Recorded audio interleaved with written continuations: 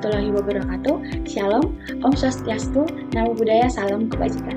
Halo guys, perkenalkan nama saya Floy Alvinita Sidaputar dari kelas B Akuntansi dengan NIM 2230 2030 3242. Video ini saya buat untuk memenuhi tugas UTS mata kuliah pengantar ekonomi makro dengan dosen pengampu Ibu Tiur Roida Simbolon SEME. Materi yang akan saya bahas dalam video ini adalah mengenai pengukuran PDB yang mencakup definisi PDB, jenis-jenis PDB, komponen-komponen PDB, metode pengukuran PDB, dan contoh soal pengukuran PDB. Penasaran kan? Tapi jangan lupa like dan subscribe dulu ya. Kalau sudah, let's go! Tentu saja yang pertama, kita harus tahu apa itu PDB. PDB merupakan singkatan dari Produk Domestik Bruto atau dalam bahasa Inggris disebut Gross Domestic Product atau GDP. PDB dapat diartikan sebagai ukuran nilai total seluruh barang dan jasa yang dihasilkan oleh suatu negara atau wilayah dalam jangka waktu tertentu. PDB memiliki banyak manfaat loh, antara lain untuk mengukur laju pertumbuhan ekonomi sebagai landasan perumusan kebijakan pemerintah, membandingkan kemajuan ekonomi antar negara, serta untuk mengetahui struktur perekonomian suatu negara. Nah, apa saja sih jenis-jenis dari PDB atau GDP tadi? Yang pertama, ada GDP real atau harga tetap, yaitu nilai harga barang dan jasa yang diproduksi suatu negara dalam waktu tertentu dan dengan memperhitungkan perubahan tingkat harga. Dan yang kedua adalah GDP nominal atau harga berlaku, yaitu nilai harga barang dan jasa yang diproduksi suatu negara dalam waktu tertentu dan dinilai berdasarkan harga yang berlaku pada saat dilakukan penilaian tanpa memperhitungkan perubahan tingkat harga dari waktu ke waktu. Nah, untuk memahami PDB dengan lebih baik, kita perlu mengetahui apa aja sih komponen-komponennya. PDB terdiri dari 4 komponen utama, yaitu konsumsi, investasi, belanja pemerintah, dan net ekspor. Komponen-komponen ini mencerminkan berbagai sektor dalam ekonomi yang berkontribusi terhadap output ekonomi secara keseluruhan. Mari kita mulai dengan konsumsi. Konsumsi merupakan pendorong utama pertumbuhan ekonomi karena mencerminkan permintaan terhadap barang dan jasa. Konsumsi ini mengacu pada pengeluaran rumah tangga yang meliputi barang dan jasa, seperti mulai dari membeli barang kebutuhan, pakaian, elektronik, hingga makan di luar dan menikmati kegiatan rekreasi. Selanjutnya adalah investasi. Investasi memainkan peran penting dalam memperluas kapasitas produksi dan merancang pertumbuhan ekonomi dalam jangka yang panjang. Investasi juga meliputi pengeluaran untuk riset dan pengembangan. Komponen yang berikutnya adalah belanja pemerintah atau pengeluaran pemerintah. Belanja pemerintah dapat berdampak signifikan terhadap PDB, terutama saat terjadi penurunan dan peningkatan ekonomi.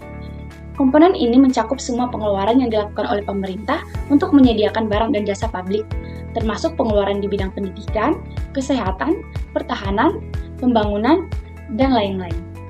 Komponen yang terakhir yaitu net ekspor. Net ekspor mewakili selisih antara ekspor dan impor suatu negara. Ketika suatu negara mengekspor lebih banyak daripada impor, maka negara tersebut memiliki surplus perdagangan yang memberikan kontribusi positif terhadap PDB. Nah, sekarang sudah paham kan apa saja komponen-komponen PDB tersebut? Selanjutnya, kita akan membahas mengenai metode pengukuran PDB. Ada beberapa metode pendekatan yang digunakan dalam pengukuran PDB, yaitu yang pertama, pendekatan pendapatan. Pendekatan pendapatan adalah suatu metode menghitung PDB yang mengukur pendapatan seperti upah, sewa, bunga, dan laba yang diterima oleh semua faktor produksi dalam memproduksi barang akhir. Pendekatan pendapatan dirumuskan sebagai berikut, yaitu GDP atau PDB sama dengan pendapatan nasional ditambah depresiasi, ditambah pajak tidak langsung dikurang subsidi, ditambah pembayaran faktor neto kepada luar negeri. Yang kedua adalah pendekatan pengeluaran. Pendekatan pengeluaran adalah suatu metode menghitung PDB yang mengukur jumlah yang dikeluarkan pada semua barang akhir selama satu periode tertentu. Rumus dari pendekatan ini adalah GDP atau PDB sama dengan C ditambah I ditambah G ditambah X dikurang M, di mana C adalah konsumsi, I adalah investasi, G konsumsi dan investasi pemerintah, X adalah ekspor, dan M adalah impor. Pendekatan yang ketiga yaitu pendekatan produksi. Pendekatan produksi adalah metode menghitung PDB dengan mengukur nilai produksi yang diciptakan oleh faktor produksi di suatu negara tanpa membedakan apakah faktor produksi itu milik luar negeri atau warga negara itu sendiri.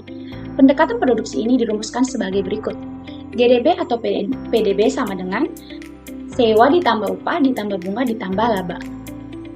Nah, dari ketiga metode tadi, yang paling lazim digunakan dalam pengukuran PDB adalah metode pendekatan pengeluaran, yaitu PDB sama dengan C ditambah I ditambah G ditambah X dikurang M. Agar semakin memahami metode pengukuran PDB tadi, berikut saya berikan contoh sederhana pengukuran PDB di Indonesia menggunakan rumus pendekatan pengeluaran. Misalkan, total konsumsi rumah tangga di Indonesia adalah 800 triliun rupiah, total investasi adalah 300 triliun rupiah, total pengeluaran pemerintah adalah 400 triliun rupiah, dan nilai ekspor Indonesia adalah 500 triliun rupiah, sedangkan nilai impornya adalah 250 triliun rupiah. Maka kita dapat langsung mensubstitusikan nilai-nilai yang telah diberikan ke dalam rumus, yaitu PDB sama dengan 800 ditambah 300 ditambah 400 ditambah 500 dikurang 250, sehingga hasil yang didapatkan adalah 1.750 triliun rupiah. Jadi, perhitungan PDB Indonesia menggunakan metode pendekatan pengeluaran dalam contoh ini adalah 1.750 triliun rupiah. Itu tadi contoh sederhana dari pengukuran PDB. Namun, dalam praktiknya, mengukur PDB bukanlah tugas yang mudah. Perlu dilakukan pengumpulan data yang luas, analisis yang cermat, dan penyesuaian untuk memastikan ketepatan dan keakuratan hasilnya.